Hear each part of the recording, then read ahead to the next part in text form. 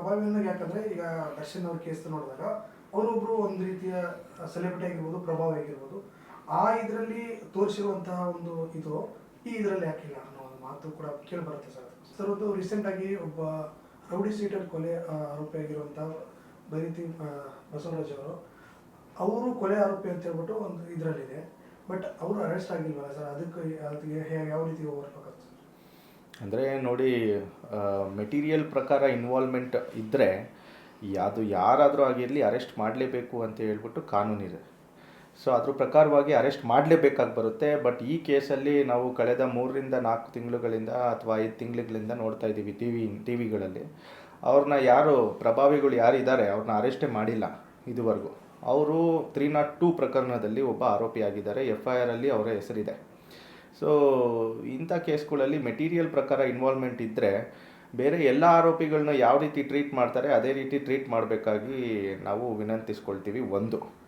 ಇನ್ನೂ ಒಂದು ನೋಡಿ, ಅವರು ಆರೋಪಿ ಇದ್ದರೆ ಈಗ ಅವ್ರ ಮಿನಿಸ್ಟ್ರು ಅಲ್ಲದೇ ಬೇರೆ ಇನ್ಯಾರೇ ಜನಸಾಮಾನ್ಯರಾಗಿದ್ದರೆ ಯಾವ ರೀತಿ ಅವ್ರನ್ನ ಅರೆಸ್ಟ್ ಮಾಡಿ ಅವ್ರನ್ನ ಜುಡಿಷಿಯಲ್ ಕಸ್ಟಡಿಯಲ್ಲಿ ಇಟ್ಕೊಂಡು ಇದು ಮಾಡ್ತಾಯಿದ್ರು ಅಥವಾ ಇನ್ವೆಸ್ಟಿಗೇಷನ್ಗೆ ಬೇಕು ಅಂತ ಹೇಳ್ತಾಯಿದ್ರು.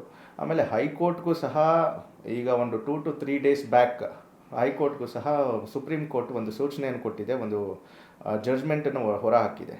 ಅವರಿಗೆ ಅರೆಸ್ಟ್ ಪ್ರೊಟೆಕ್ಷನ್ ಯಾವುದೇ ರೀತಿ ಕೊಡಬಾರ್ದು, ನೀವು ಯಾರೇ ಆಗಿರಲಿ, ಅದು ಪ್ರಭಾವಿಗಳಾಗಿರಲಿ ಮತ್ತು ಇನ್ಯಾರೇ ಆಗಿರಲಿ, ಅರೆಸ್ಟ್ ಪ್ರೊಟೆಕ್ಷನನ್ನು ಕೊಡಬಾರ್ದು ನೀವು ಅಂತ ಹೇಳಿಬಿಟ್ಟು ಒಂದು ಜಡ್ಜ್ಮೆಂಟನ್ನು ಈಗ ರೀಸೆಂಟಾಗಿ ಒಂದು 2 to 3 days ಬ್ಯಾಕ್ ಹೊರ ಹಾಕಿದೆ.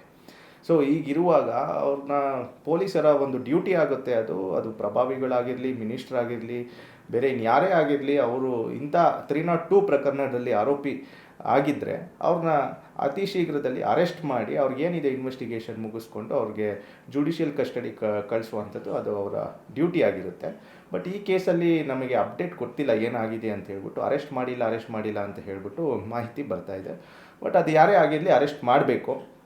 ಬೇರೆ ಇತರೆ ಆರೋಪಿಗಳನ್ನ ಹೆಂಗೆ ಟ್ರೀಟ್ ಮಾಡ್ತಾರೆ ಅದೇ ರೀತಿ ಇವ್ರನ್ನೂ ಮಾಡಬೇಕು ಅಂತ ನಾನು ಹೇಳ್ತೀನಿ. ಈಗ ಸರ್ 302 ಕೇಸಲ್ಲಿ ಅಂದರೆ ಇಷ್ಟು ಜನ ಆರೋಪಿ ಅಂತ ಇರ್ತಾರೆ, ಅಷ್ಟು ಜನರು ಕೂಡ ಅರೆಸ್ಟ್ ಮಾಡ್ಬೋದು ಸರ್? ಇಲ್ಲಾಂದರೆ ಫಸ್ಟ್ ಮೇನ್ ಆಗಿರುವಂತಹ ಇಲ್ಲ ನೋಡಿ, ಈಗ ಏನಾಗುತ್ತೆ 302 ಪ್ರಕರಣದಲ್ಲಿ ಈಗ ಒಂದು 17 ಜನ ಆರೋಪಿ ಇರ್ತಾರೆ, 20 ಜನ ಇರ್ತಾರೆ ಅಥವಾ 10 ಜನ ಇರ್ತಾರೆ, 5-6 ಜನ ಇರ್ತಾರೆ. ಯಾರ್ಯಾರು ಇನ್ವಾಲ್ವ್ಮೆಂಟ್ ಇದೆ ಎಲ್ಲರನ್ನೂ ಸಹ ಅರೆಸ್ಟ್ ಮಾಡಬೇಕು ಅಂತ ಕಾನೂನು ಹೇಳುತ್ತೆ. ಹಾಗೇ ಇವರು ಎಲ್ಲರನ್ನೂ ಅರೆಸ್ಟ್ ಮಾಡ್ತಾರೆ. ಈಗಾಗಲೇ ನಮ್ಮ ಹತ್ರ ಇರುವಂಥ ಪ್ರಕರಣಗಳು, ಮರ್ಡರ್ ಪ್ರಕರಣಗಳಲ್ಲಿ ಡೈರೆಕ್ಟಾಗಿ ಇನ್ವಾಲ್ವ್ಮೆಂಟ್ ಇಲ್ಲದೆ ಇದ್ದರೂ ಸಹ 3-4 ವರ್ಷಗಳ ಕಾಲ ಅವರು ಒಳಗಡೆನೇ ಇದ್ದಾರೆ. ಅವರೆಲ್ಲರದು ಟ್ರಯಲ್ ಮುಗಿಸ್ಕೊಂಡು ಅವರು ಆಚೆ ಬಂದಿರೋದು, ಯಾರಿಗೂ ಸಹ ಬೇಲು ಸಿಕ್ಕಿಲ್ಲ. ಸೊ ಆದ್ದರಿಂದ ಅಂದರೆ 302 ಏನು ಹೇಳುತ್ತೆ, ಪನಿಷ್ಮೆಂಟ್ ಫಾರ್ ಮರ್ಡರ್. ಈಗ ಒಬ್ಬ ಯಾರೋ ಮರ್ಡ್ರ್ ಮಾಡಿರ್ತಾನೆ, ಅಷ್ಟೂ ಜನ ಮರ್ಡ್ರ್ ಮಾಡಲಿಕ್ಕೆ ಸಾಧ್ಯವಿರಲ್ಲ. ಈಗ ಯೂಶ್ವಲಿ ಏನು ಮಾಡ್ತಾರೆ, ಅವ್ರ ಜೊತೆಗಿರೋರನ್ನ 120B ಕ್ರಿಮಿನಲ್ ಕಾನ್ಸ್ಪಿರಸಿ ಅಡಿಯಲ್ಲಿ ಅವ್ರನ್ನ ಒಂದು ಫ್ರೇಮ್ ಮಾಡ್ತಾರೆ. ಮತ್ತು ಕಾಮನ್ ಇಂಟೆನ್ಷನ್, ಅದು red with section 34 of IPC ಅಂತ ಬರುತ್ತೆ. ಎಲ್ರಿಗೂ ಒಂದೇ ಇಂಟೆನ್ಷನ್ ಇತ್ತು, ಇವನ್ನ ಕೊಲೆ ಮಾಡುವ ಇಂಟೆನ್ಷನ್ ಇತ್ತು. ಮತ್ತು ಕ್ರಿಮಿನಲ್ ಕಾನ್ಸ್ಪಿರಸಿ, ಇವರಲ್ಲಿ ಸೇರಿಕೊಂಡು ಇವರು ಕಾನ್ಸ್ಪಿರಸಿ ಮಾಡಿ ಸಾಯಿಸಿದ್ದಾರೆ. ಕೆಲವೊಬ್ಬರಿಗೆ ಬರೀ ಕ್ರಿಮಿನಲ್ ಕಾನ್ಸ್ಪಿರಸಿ ಮತ್ತು ಕಾಮನ್ ಇಂಟೆನ್ಷನ್ ಸೆಕ್ಷನ್ಗಳು ಇನ್ವೋಕ್ ಆಗಿರ್ತವೆ. ಅವರು ಕೊಲೆಯಲ್ಲಿ ಇನ್ವಾಲ್ವ್ಮೆಂಟ್ ಆಗಿರಲ್ಲ, ಹೊಡೆದಿರೋನು ಬೇರೆ ಯಾರೋ ಆಗಿರ್ತಾನೆ.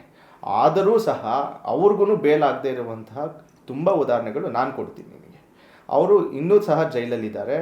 ಅವರು ಯಾವುದೇ ರೀತಿ 302 ಪ್ರಕರಣದಲ್ಲಿ ಡೈರೆಕ್ಟಾಗಿ ಇನ್ವಾಲ್ವ್ಮೆಂಟ್ ಇಲ್ಲದೆ ಇದ್ದರೂ ಸಹ ಅವರು ಜೈಲಲ್ಲಿರುವಂಥ ಉದಾಹರಣೆ ನಮ್ಮಲ್ಲಿ ಸುಮಾರು ಸಿಗ್ತವೆ. ಸೊ ಆದ್ದರಿಂದ ಅವರು ಡೈರೆಕ್ಟಾಗಿ ಇನ್ವಾಲ್ವ್ ಆಗಿಲ್ಲದೆ ಇರಲಿ, ಅವ್ರ ಮೇಲೆ ಒಂದು ಸಸ್ಪೆಕ್ಟ್ ಇದ್ದರೆ ಅವ್ರನ್ನ ಅರೆಸ್ಟ್ ಮಾಡಿ ಏನು ಕಾನೂನಿನ ಪ್ರಕಾರ ಏನು ಮಾಡಬೇಕು ಅದು ಮಾಡಬೇಕು. ಅವ್ರು ಬೇಲ್ ತೊಗೊಂಡು ಆಚೆ ಬರಬೇಕು. ಸೊ ಎಲ್ರಿಗೂ ಮಾಡುವಂಥ ಏನು ಇದು ಪ್ರೊಸೀಜರ್ ಮಾಡ್ತಾರೆ ಅದು ಮಾಡಬೇಕಾಗಿ ಬರುತ್ತೆ. ಬಟ್ ಈ ಕೇಸಲ್ಲಿ ಅದೇನೋ ಕಂಡು ಬರ್ತಾ ಇಲ್ಲ ನಮಗೆ. ಸರ್, ಪ್ರಭಾವಿ ಅನ್ನೋ ಕಾರಣಕ್ಕೆ ಈ ರೀತಿ ಆಗ್ತಾ ಇರ್ಬೋದಾ ಅಂತ ಅದು ನೀವು ಪೊಲೀಸ್ ಅವ್ರಿಗೆ ಕೇಳಬೇಕು ಏನಂತ. ಅಂದರೆ ಪ್ರಭಾವಿ ಅನ್ನೋದು ಯಾಕಂದರೆ ಈಗ ದರ್ಶನ್ ಅವ್ರ ಕೇಸ್ ನೋಡಿದಾಗ ಅವರೊಬ್ಬರು ಒಂದು ರೀತಿಯ ಸೆಲೆಬ್ರಿಟಿ ಆಗಿರ್ಬೋದು, ಪ್ರಭಾವ ಆಗಿರ್ಬೋದು, ಆ ಇದರಲ್ಲಿ ತೋರಿಸಿರುವಂತಹ ಒಂದು ಇದು ಈ ಇದರಲ್ಲಿ ಯಾಕಿಲ್ಲ ಅನ್ನೋ ಒಂದು ಮಾತು ಕೂಡ ಕೇಳಿ ಬರುತ್ತೆ ಸರ್.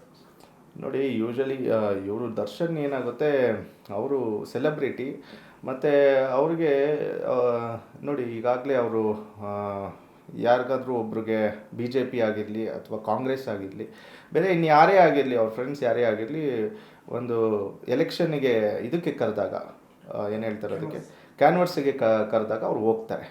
ಸೊ ಆಬ್ವಿಯಸ್ ಆಗಿ ಏನಾಗುತ್ತೆ, ಆಪೋಸಿಟ್ ಪಾರ್ಟಿಯವರು ಇವರಿಗೆ ಒಂದು ಅಗೇನ್ಸ್ಟ್ ಆಗ್ತಾರೆ. ಸೊ ಆಗಿದ್ದಾಗ ಅವರೆಲ್ಲ ಸೇರಿಕೊಂಡು ಇವರಿಗೆ ಒಂದು ಕುಮ್ಮಕ್ ಮಾಡಿ ಏನೋ ಒಂದು ಮಾಡಿರುವಂಥ ಸಾಧ್ಯತೆ ಇರ್ತದೆ. ಸೊ ಆದ್ದರಿಂದ ಇವರು ಒಳಗಡೆ ಇದ್ದಾರೆ. ಸೊ ಈ ಥರ ಇರ್ಬೋದೇನೋ, ನನಗೂ ಗೊತ್ತಿಲ್ಲ. ಈಗ ಮಿನಿಸ್ಟರ್ ಅಥವಾ ಏನು ಒಂದು ಪ್ರಭಾವಿ ಆಗಿರೋದ್ರಿಂದ ಅಂದರೆ ಬಡವರಿಗೆ ಒಂದ್ರೆ ಅಥವಾ ಒಂದು ಈ ನಮ್ಮ ಕಾನೂನಲ್ಲಿ ಎಲ್ಲರೂ ಕೂಡ ಸಮಾನರು ಅನ್ನೋ ಒಂದು ಮಾತಿರ್ತದೆ. ಹೌದು. ಎಲ್ಲರೂ ಸಮಾನರು, ಬಟ್ ಬಡವರಿಗೊಂದು, ಶ್ರೀಮಂತರಿಗೊಂದು ಅಥವಾ ಒಂದು ಪ್ರಭಾವಿಗಳಿಗೂ ಒಂದು ಅಂತ ಕೇಳೋದಾಗುತ್ತೆ. ಸೊ ಆದ್ದರಿಂದ ಏನಾಗುತ್ತೆ ನೋಡಿ, ಹೈಕೋರ್ಟು ಕೆಲವೊಮ್ಮೆ ಅಥವಾ ಸುಪ್ರೀಂ ಕೋರ್ಟ್ ಕೆಲವೊಮ್ಮೆ ಇಂಥ ಪ್ರಕರಣಗಳನ್ನ ನೋಡಿದಾಗ ಸುಯೋಮೋಟೋ ಕಾಗ್ನಿಸೆನ್ಸ್ ಅಂತ ಬರ್ತದೆ. ಅವ್ರಿಗೆ ಅನಿಸ್ತಲ್ಲಿ ಎಲ್ಲೋ ಒಂದು ಕಡೆ ಅನ್ಯಾಯ ನಡೀತಾ ಇದೆ, ಈ ಥರ ನಡೀತಾ ಇದೆ ಅಂತ ಅನಿಸ್ತಲ್ಲಿ ಅವ್ರು ಸುಯೋಮೋಟೋ ಕಾಗ್ನಿಸೆನ್ಸ್ ತೊಗೊಂಡು ಡೈರೆಕ್ಟ್ ಮಾಡ್ಬೋದು ಪೊಲೀಸ್ನವ್ರಿಗೆ. ಕೂಡಲೇ ಅವ್ರನ್ನ ಅರೆಸ್ಟ್ ಮಾಡಿ ಕಸ್ಟಡಿಗೆ ತೊಗೊಳ್ಳಿ, ಏನು ಇನ್ವೆಸ್ಟಿಗೇಷನ್ ಇದೆ ಅದು ಮಾಡಿ. ಅವರು ತಪ್ಪು ಮಾಡಿದಾರಾ, ಕಾನೂನಿನ ಪ್ರಕಾರ ಶಿಕ್ಷೆ ಆಗುತ್ತೆ. ತಪ್ಪು ಮಾಡಿಲ್ವಾ, ಬೇಲ್ ತೊಗೊಂಡು ಆಚೆ ಬರ್ತಾರೆ. ಅದು ನೀವು ಅರೆಸ್ಟೇ ಮಾಡ್ದಿರಾ 3 ತಿಂಗಳು 4 ತಿಂಗಳು 6 ತಿಂಗಳು ಅವ್ರನ್ನ ಆಚೆ ಬಿಟ್ಟರೆ ಏನಾಗುತ್ತೆ, ಈಗ ನಮಗೂ ಪ್ರಶ್ನೆಗಳನ್ನ ಕೇಳ್ತಾರೆ. ನಮ್ಮ ಕ್ಲೈಂಟ್ಸು ಯಾರು ಕೊಲೆ ಕೇಸಲ್ಲಿ ಒಳಗಡೆ ಇದ್ದಾರೆ, ಸರ್ ಈ ಥರ ನೋಡಿ ಯಾರೋ ಮಿನಿಸ್ಟ್ರು ಈ ಥರ ಇನ್ವಾಲ್ವ್ಮೆಂಟ್ ಇದೆ, ಅವ್ರನ್ನ ಯಾವುದೇ ರೀತಿ ಅರೆಸ್ಟೇ ಮಾಡ್ತಾ ಇಲ್ಲ, ನಮ್ಮನ್ನು ಮಾತ್ರ 3 ವರ್ಷ 4 ವರ್ಷಗಳಿಂದ ನಾವು ಒಳಗಡೆ ಇದ್ದೀವಿ, ನಮ್ಗೆ ಬೇಲೆ ಸಿಗ್ತಾ ಇಲ್ಲ ಅಂತ ನಮ್ಮನ್ನು ಕೇಳಿದಾಗ ನಾವು ಅನ್ಆನ್ಸರಬಲ್ ಆಗಿರ್ತೀವಿ. ಈಗ ಸರ್, ಈಗ ಯಾವುದೋ ಒಂದು ಜಜ್ಮೆಂಟ್ ಬಂದಿರುತ್ತೆ, ಆ ಜಜ್ಮೆಂಟ್ನ ಇಟ್ಕೊಂಡೋಗಿ ನೀವು ಬೇರೆ ಬೇರೆ ರೀತಿಯಲ್ಲಿ ನೀವು ಕಾನೂನಾತ್ಮಕವಾಗಿ ಇದು ಮಾಡ್ತಾ ಇದ್ದೀರಾ. ಇದನ್ನ ಇಟ್ಕೊಂಡು ಬೇರೆಯವ್ರಿಗೆ ಬೇಲ್ ಕೊಡ್ಸೋದಾಗಿರ್ಬೋದು ಅಥವಾ ಅವ್ರನ್ನ ಹೊರತರೋದಾಗಿರ್ಬೋದು, ಆ ಥರ ಏನಾದ್ರು ಆಗುತ್ತೆ ಸರ್ ಇದರಲ್ಲಿ ಕಾನೂನಲ್ಲಿ? ಯಾವುದರಲ್ಲಿ? ಕಾನೂನಲ್ಲಿ ಈಗ ಯಾವುದೊಂದು ಜಜ್ಮೆಂಟ್ ಬಂದಿರುತ್ತೆ ಸರ್, ಆ ಜಜ್ಮೆಂಟ್ನ ಇಟ್ಕೊಂಡು ನೀವು ಕಾನೂನಾತ್ಮಕವಾಗಿ ಹೌದೌದು. ಯೂಶಲಿ ಅದು ನಾವೇನು ಮಾಡ್ತೀವಿ, ರಿಪೋರ್ಟೆಡ್ ಜಡ್ಜ್ಮೆಂಟ್ ಅಂತ ಕರಿತೀವಿ. ಸೊ ಆ ಥರ ಯಾವುದನ್ನ reported judgement substantial question of law ಏನಾದರೂ ಅರೈಸ್ ಆಗಿದ್ದಲ್ಲಿ ಅದು ರಿಪೋರ್ಟ್ ಆಗುತ್ತೆ. ಸೊ ಅಂಥ ಜಡ್ಜ್ಮೆಂಟನ್ನು ನಾವು ಇಟ್ಕೊಂಡು ನಾವು ನಮ್ಮ ಆರೋಪಿಗೆ ಅದು ಏನಾದರೂ ಸಿಮಿಲರ್ ಅಫೆನ್ಸು ಅಥವಾ ಸಿಮಿಲರ್ ಪ್ರಕರಣ ಏನಾದರೂ ಅನಿಸಿದಾಗ ನಾವು ಅದನ್ನು ಮುಂದಿಟ್ಕೊಂಡು ಅದನ್ನು ಓದ್ಬಿಟ್ಟು ನಾವು ಬೇಲ್ ಕೊಡಬೇಕು ಅಂತ ಪ್ರೇಯರನ್ನು ಮಾಡ್ಕೊಳ್ಳುವಂಥ ಒಂದು ಇದಿರುತ್ತೆ. ಓಕೆ, ಅದೇ ರೀತಿ ಇದರಲ್ಲೂ ಕೂಡ ಆರೋಪಿಗಳು ಹೊರಗಡೆ ಇದ್ದಾರೆ, ನಮ್ಮ ಆರೋಪಿನ ಯಾಕೆ ಹಾಕಿದ್ದೀರಾ ಅನ್ನೋ ಒಂದು ಇದು ಬರಲ್ವಾ ಸರ್ ಅದರಲ್ಲಿ? ನೋಡಿ, ಅದು ಈಗ ಏನಾಗಿದೆ ಸ್ಟೇಜು ಏನು ಎತ್ತಂತ ನಮಗೆ ಗೊತ್ತಿಲ್ಲದಿರ ನಾವು ಮಾತಾಡಬಾರ್ದು. Point number 1. ಇನ್ನೊಂದು ಅರೆಸ್ಟ್ ಆಗಿಲ್ಲ ಅಂತ ಹೇಳ್ತಾ ಇದ್ದಾರೆ. ಸೊ ಇದು ಯೂಶಲಿ ಒಂದು ಯಾವುದನ್ನ ಒಂದು ಜಡ್ಜ್ಮೆಂಟು ಹೊರ ಬರಬೇಕು. ಅದು ಹೈಕೋರ್ಟ್ನಿಂದ ಆಗಲಿ ಅಥವಾ ಬೇರೆ ಯಾವುದನ್ನ ಒಂದು ರಿಟ್ ಕೋರ್ಟ್ಸಿಂದ ಆಚೆ ಬರಬೇಕಾಗಿ ಬರುತ್ತೆ.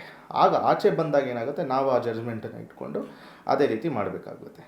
ಸೊ ಅದಕ್ಕಿಂತ ಮುಂಚೆ ಮಾಡೋಂಗಿಲ್ಲ, ಅದನ್ನು ರಿಪೋರ್ಟ್ ಆಗಬೇಕಾ ಫಸ್ಟು ಜಡ್ಜ್ಮೆಂಟು.